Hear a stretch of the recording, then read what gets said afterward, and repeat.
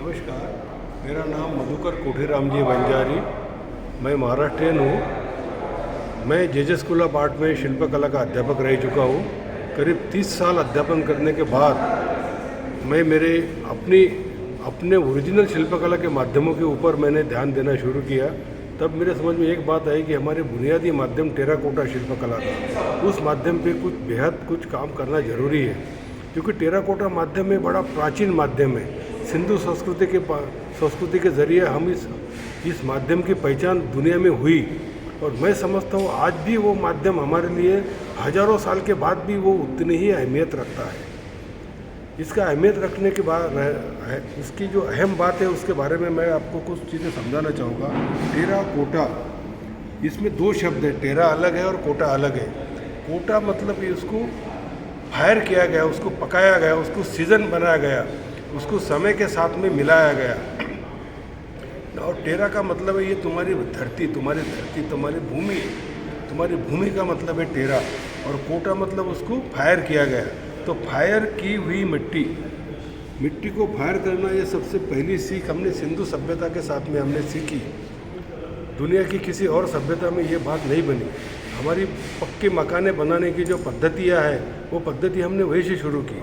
जब मिट्टी को फायर किया, फायर करने के बाद में हमारे समझ में ये आया कि ये मिट्टी फायर होने के बाद में जैसी की वैसी रहती है, इसको फिर कोई मिटा नहीं सकता। तो इसका ये जो रूप है इस मिट्टी का, ये हजारों साल पहले बना हुआ ये है, और उसके सहारे आज भी उतना ही कारगर है। टेराकोटा का और एक मतलब इसमें ऐसा है कि इसमें लाइम भी है और उसमें क्रिस्टल भी है। ये लाइम और क्रिस्टल दोनों का एक अनोखा मिश्रण है। अगर सिर्फ ये लाइम होता तो ये शायद इतना हार्ड ना बनता पकने के बाद में, लेकिन थोड़े क्रिस्टल्स के इसमें कुछ गुण होने के कारण इसमें काफ़ी सारी मजबूती हम लोग देख सकते हैं। ये माध्यम की सबसे बड़ी खूबसूरती ऐसी है कि ये माध्यम में टेराकोटा में हम इसको जब बनाते हाथ से, तो इसमें एक जल की मात्रा होती है। जल का मूल प्रवाह आप देख लो, ये जल और भूमि, सूखी मिट्टी, हमारी सूखी भूमि और जल, इन दोनों के मिश्रण से ये माध्यम बना है। तो हमारे ये पंच महाभूत के जो दो अहम तत्व हैं, हमारी भूमि और हमारा जल, ये दोनों को एक साथ लाता है। और जब इस माध्यम से हम काम करते हैं तो फिर हमारा अपनापन, हमारा मिट्टी के साथ में का जुड़ाव, हमारा जल के साथ में का भाव, हमारी कल्पना की धाराएं, वो सारी इसमें प्रविष्ट होने की पूरी संभावना है। तो इस माध्यम को, ये माध्यम तो अपने हाथ का स्पर्श ही इसके लिए केवल है। इसके लिए और किसी इंस्ट्रूमेंट की या और किसी मैकेनिकल डिवाइसेस की उतनी ज़रूरत नहीं है। तुम्हें ज़रूरत है तुम्हारे हथेलियों की, तुम्हारी उंगलियों की, और इनकी केवल एक स्वाभाविक तरीके से जो भी तुम इसकी जो गतिविधियाँ हैं, उसी गतियोगिता को इस्तेमाल करते हुए तुम इस माध्यम से चाहे वो चीज़ मन लायक चीज़ बना सकते हो। लगभग मेरी यही कोशिश रहेगी। थैंक यू मंजूर साहब, थैंक यू। धन्यवाद मित्रों, आप सभी को मेरा प्यार भरा प्रणाम। यस, आपके बारे में बहुत ही पढ़ा हूँ मैं इंटरनेट के माध्यम से। आज मुझे ये dialogue, an exhibition of the new sculptures terracotta wood by the great Shri Madhukar K Vanjari साहब, तो ये ख्याल आपको कभी से आया? आपने कभी शुरू किए ये टेराकोटा, ये स्कल्पचर्स? कभी आपके इसके ज़िंदगी कैसे शुरू हुई, ये जो जर्नी? दरअसल सबसे पहले इस माध्यम के संपर्क में जब आया मेरे देहात में, जहाँ मैं पला बड़ा, बहुत ही आनंद की बात है। मुझे उस बात पे बड़ा फक्र है कि प्रभु ने मुझे ऐसे घर में पैदा किया ताकि मेरा पड़ोसी घर कुम्हार का था। ओके। मेरे पड़ोस में केवल एक दीवार का अंतर था, एक दीवार के अंदर हम लोग और दीवार के बाहर वो लोग। तो कुम्हार के यहाँ मेरा आना जाना, मेरे कुछ मित्र हुआ करते थे, तो खेलना कूदना, इस माध्यम के साथ ही हमने खेलना कूदना सीखा। यस। तो ये मेरी बड़ी अच्छी बात है। दूसरी बात कि मैं जे स्कूल ऑफ आर्ट में प्रवेश हुआ। कभी आपने ज्वाइन किया है जे स्कूल ऑफ आर्ट? हाँ, जे स्कूल ऑफ आर्ट का मैं मैंने ग्रेजुएशन पूरा किया। तो 1985 टू 1990 ये मेरा सेक्शन का कार्यकाल रहा। जे स्कूल ऑफ आर्ट में जाने के बाद में मैंने देखा कि वहाँ भी मिट्टी का डिपार्टमेंट है। कृतिका पात्र विभाग, Yes. तो उस पात्र में वो विभाग में मैं जाने लगा। मेरे को यार दोस्तों के माध्यम से जाते जाते मुझे दिखा यार वही मिट्टी है जो मिट्टी गांव में मेरे पड़ोसी इस्तेमाल करते थे, वही मिट्टी यहाँ पे इस्तेमाल हो रही है। Yes, yes. और फिर मेरी जागरूकता और बढ़ गई। Okay. और फिर वो डिपार्टमेंट में किस तरह का काम होता है उसकी जिज्ञासा के कारण मैं बार बार वहाँ जाते रहा, देखते रहा। और मेरा शिल्पकला विभाग में पढ़ते पढ़ते मैं बहुत ही शुक्रिया अदा करना चाहता हूँ उनका, प्रोफेसर सालस्कर साहब, Oh. जिन्होंने मेरी रुचि को देख के मुझे सिरेमिक डिपार्टमेंट में जा, बंजारी तो सिरेमिक डिपार्टमेंट में जा, वहाँ कुछ दिन काम कर, उन्होंने मुझे उस सहूलियत दी और मैं सिरेमिक डिपार्टमेंट में पहुँचा। वहाँ मुझे एक अहम उस्ताद जी मिले इस माध्यम के वो बाकायदा उस्ताद थे। उनका नाम था विरूपाक्ष कुम्भार सर। विरूपाक्ष कुम्भार सर ने मुझे इस माध्यम की बात, साहब तुम कैसे जुड़ सकते हो, मेरा असल जुड़ाव जो है इस माध्यम के साथ में, Okay. तो कुम्भार सर ने ये कड़ी बनाई। Yes. मैं उनका उम्र शुक्रगुजार होगा कि उनके हाथों से मेरी ये शुरुआत हुई। मेरा श्री गणेश उन्होंने करवाया। Yes. और फिर मेरा सौभाग्य ऐसा रहा कि उनके साथ में मुझे लंबा कार्यकाल जीने को मिला। Oh. हम लोग इस माध्यम के आधार पर छोटी छोटी कार्यशालाएँ लेते थे। Yes. मुंबई विद्यापीठ के तहत। Yes. तो देशों मतलब गांव खेड़ों में, दूर दूर की बस्तियों में, कुम्हारों की बस्तियों में जाके कुम्हारों का जीवन मुझे देखने को मिला। उस कुम्हार लोगों की जो बुरी हालत थी, उस हालत को कुछ हद तक हम लोग उभार सकते हैं। Okay. इस मकसद के साथ में कुमार सर और मैं हम लोग कई जगह घूमे। तो ये मेरे लिए एक बड़ी अच्छी Okay. मेरा बहुत अच्छा Yes. अनुभव रहा। Yes. Yes. इसके माध्यम से आज मैं आपके साथ में Yes.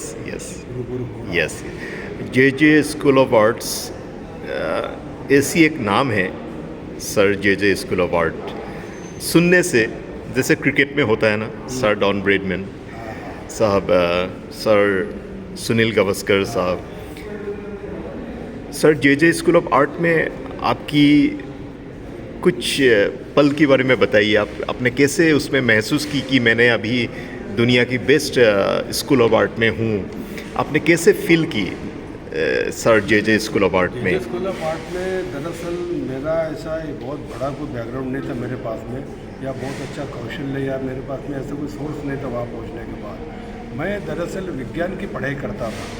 10वीं आम तरीके से पास होने के बाद में 11वीं और 12वीं ये दो जगह मैंने विज्ञान की पढ़ाई के लिए, साइंस की पढ़ाई के लिए मैंने चुनी और मैं वो पढ़ाई करने लगा।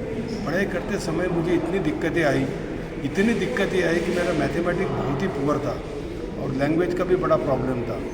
तो मैंने जहाँ तक अनुभव किया मेरे अपने जीवन में और अपने सारे उस इलाके के बच्चों की सहायता मैंने पढ़ने की कोशिश की, तो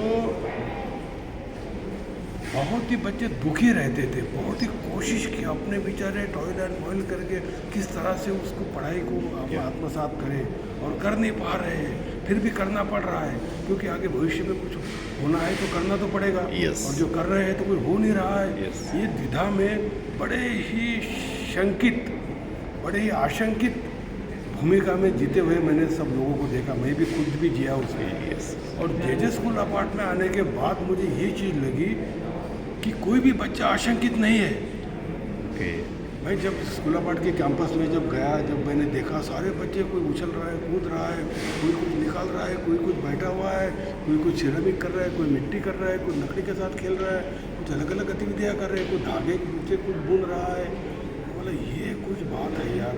और ये बच्चों के चेहरे पर बेहद खुशी मैंने देखी, बिल्कुल मायूसी मैंने देखी ही नहीं। ऐसा लगा उनको कि वो ज़िंदगी अच्छी तरह से जी रहे हैं और उनको, और एक भी बच्चा भयंकित नहीं है, वो भयमुक्त है। तो ये जो आज़ादी मैंने उस कैंपस में देखी, ये आज़ादी मेरे लिए सबसे पहला अनुभव रहा। यस, यही मैं जानना चाहता हूँ। मैं जो जानना चाहता था वही आपने बहुत मेटिकुलसली अपने विवरण दी, डिस्क्राइब किए। अभी आपके जो ये क्रिएटिविटी है, ये तो मुझे लगता है सेकंड टू नन, ऐसा और कोई हो ही नहीं सकता है। थोड़ा आप दिखाएंगे, आपके हिसाब से थोड़ा कुछ एक्सप्लेन करके बताएंगे आपके जो क्रिएटिविटीज़ है, जो आपको लगता है कि ये मैंने थोड़ा बताएंगे, क्योंकि कोई मुझे समझ में नहीं आ रहा है। जैसे ये आपका स्कल्पचर, इस शिल्प के माध्यम से मैं ये बताना चाहूँगा या कि हमारे पंच महाभूतों का एक दूसरे के साथ में जो संबंध है, जो कनेक्शन है, ये पंच महाभूत एक तरह से पूरी तरह से इंटीग्रेट हुए अपने आप में, और उनकी इंटीग्रेशन की वजह से ये अपनी पूरी हमारी इंसानी सभ्यता की पूरी बुनियाद टिकी हुई है। उसमें ये सारे पंच महाभूत अपनी अपनी तरह से, लेकिन आजकल मैं देख रहा हूँ कि ये बड़ी बुरी अवस्था चल रही है। यस धरती और पेड़, इनका जो रिश्ता है वो रिश्ता कुछ ठीक नज़र नहीं आ रहा है। तो मैं देख रहा हूँ कि ये धरती बोला तो ये पानी है धरती Yes, पे, yes. ये जल को मैंने दर्शाने की कोशिश की, ये जल का बहाव है, और ये जल का बहाव वृक्ष को बहते हुए लेके जा रहा है, ओके और हम उसको बहाने में उसकी मदद कर रहे हैं। ओके ये जो मैकेनिकल की धातु की ये जो Yes. मैकेनिकल धातु की मैंने यहाँ रचना की है, उसके आधार पे हम समझते हैं कि हम लोग पानी पे सफ़र कर रहे हैं ज़बरदस्त तरीके से। कितना बड़ा शिप जा रहा है, कितना ट्रांसपोर्ट, कितना रेवेन्यू जनरेट हो रहा है, ओके और हम वुड को बाहर लेके जा रहा है। वाह वाह दरअसल धरती और वृक्ष, धरती ने जब वृक्ष बनाया तो अपने आप को संवर्धित करने के लिए बनाया। वृक्ष ये धरती का पुत्र है, यस धरती का सबसे प्यारा पुत्र अगर कोई होगा तो वो वृक्ष है। और वो वृक्ष क्या करता है, अपनी माँ से कुछ संस्कार ग्रहण करता है, कुछ मूल द्रव्य की मात्राएं कुछ लेता है, और उसी धरती को छाया देता है। उसी धरती पे एक आम जीवन बसने के लिए पूरा अपना कारगर स्वरूप दर्शाता है। और आज ये हो रहा है कि उसी धरती पे उसका पुत्र बह रहा है। अगर ऐसा ही भाव चलते रहा तो इंसान कहाँ बह जाएगा, वो बहते बहते पहुँचेगा कहाँ? ये बड़ी मुश्किल बात मुझे समझ में आ रही है। यस तो इंसान कहाँ तक पहुँच सकता है? यस इंसान, हम कहते हैं कि आज हम सिक्योर्ड है पूरी तरह से, यस आज हम पूरी तरह से सिक्योर्ड है, अच्छी तरह से बैठे हुए हैं, Yes. हम पूरी तरह सुरक्षित है। यस लेकिन नहीं, ओके हमारा समकालीन अवस्था ऐसी कतई नहीं है। देखो, अपने आंखों से देखो हम किस तरह से बह रहे हैं, ओके और बहते बहते बहते हम एक दिन किसी न किसी एंड तक जरूर पहुंच जाएंगे। धन्यवाद, जी बहुत बहुत धन्यवाद।